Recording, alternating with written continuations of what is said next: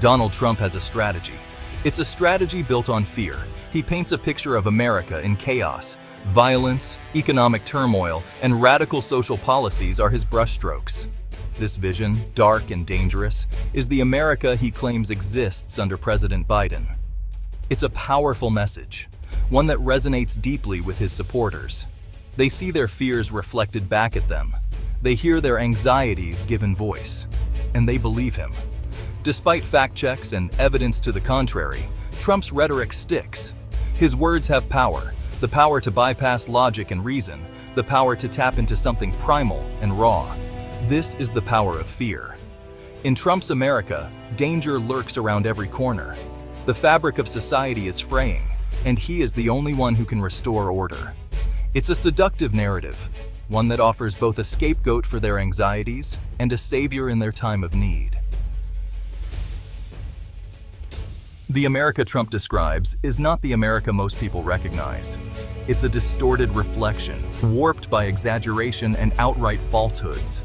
His claims about violence, the economy, and social policies are often demonstrably untrue. He cherry-picks statistics, ignores context, and invents scenarios to fit his narrative. He takes real issues and inflates them to crisis levels. The result is a funhouse mirror version of reality, where everything is more frightening, more extreme, more dire. This distortion is deliberate. Trump understands the power of a simple story, a story with clear heroes and villains. And in his story, his supporters are the heroes, the forgotten men and women, the victims of a corrupt and dangerous system. By portraying their reality as under constant assault, he creates a sense of urgency, a need for immediate action. He positions himself as their champion, the only one willing to fight back against the forces arrayed against them. Trump's assault on reality extends beyond current events, reaching into the very fabric of our collective memory. He's also attempting to reshape our understanding of history, altering the narrative to fit his own vision. He rails against what he calls divisive ideologies being taught in schools and institutions like the Smithsonian, claiming they undermine national unity. He claims that American history is being rewritten, that the country's founding principles are under attack by those who wish to highlight its flaws. He calls for a return to a patriotic education, one that emphasizes American exceptionalism and minimizes or erases the darker chapters of the nation's past, such as slavery and systemic racism. This is not about historical accuracy. It's about control, about shaping the future by controlling the past. Trump understands the power of narrative, the power of the stories we tell ourselves about who we are and where we come from, and he seeks to dominate that narrative. And he wants to control that narrative, to mold it in a way that serves his interests. He wants to replace the complex and often uncomfortable truths of history with a sanitized and simplistic version, one that reinforces his worldview and legitimizes his agenda, ignoring the multifaceted reality of our past. It's a dangerous game, one that threatens to erase the experiences of marginalized communities and whitewash the sins of the past, leaving us with a distorted and incomplete picture of our history. Section 4. A familiar face in a powerful position.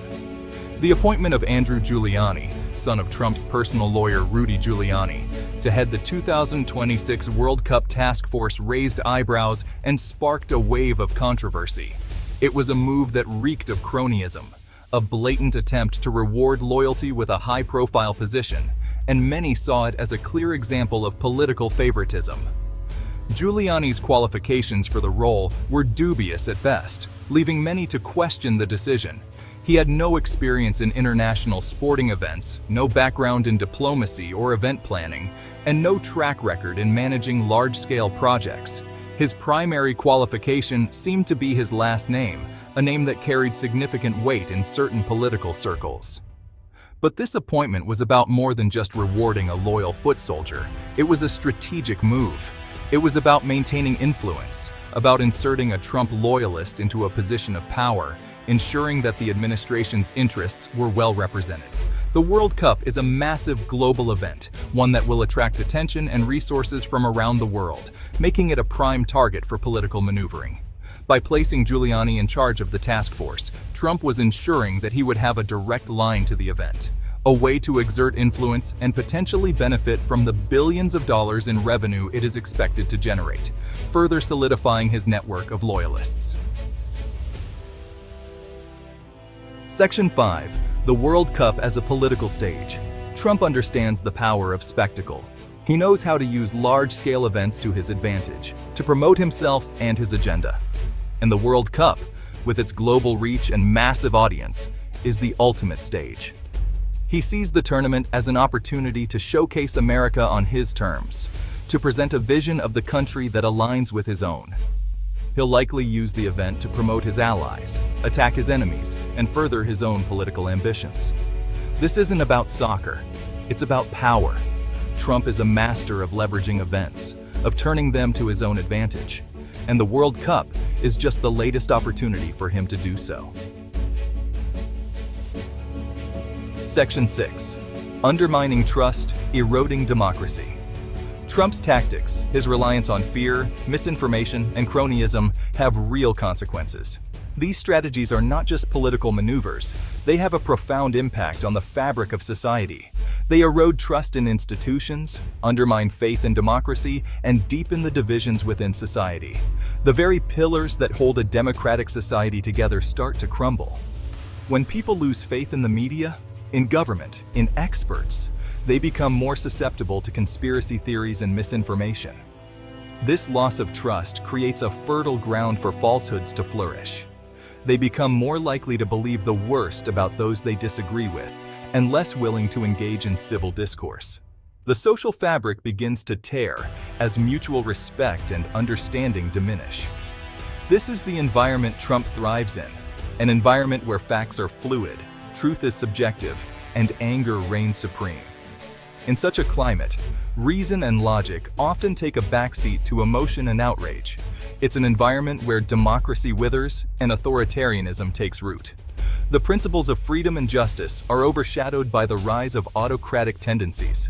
His attacks on the media, his attempts to discredit elections, his constant barrage of lies and distortions all contribute to a climate of distrust and cynicism.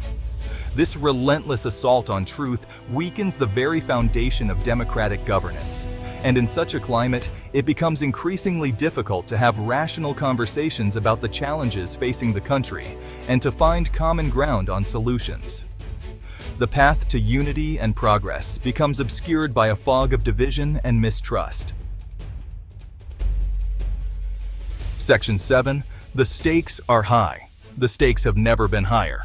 Trump's assault on truth, his willingness to undermine democracy for his own gain, represents a grave threat to the country. His supporters may cheer his defiance, his willingness to break the rules, but they fail to see the long-term damage he is inflicting. He is normalizing lying, normalizing corruption, normalizing the abuse of power.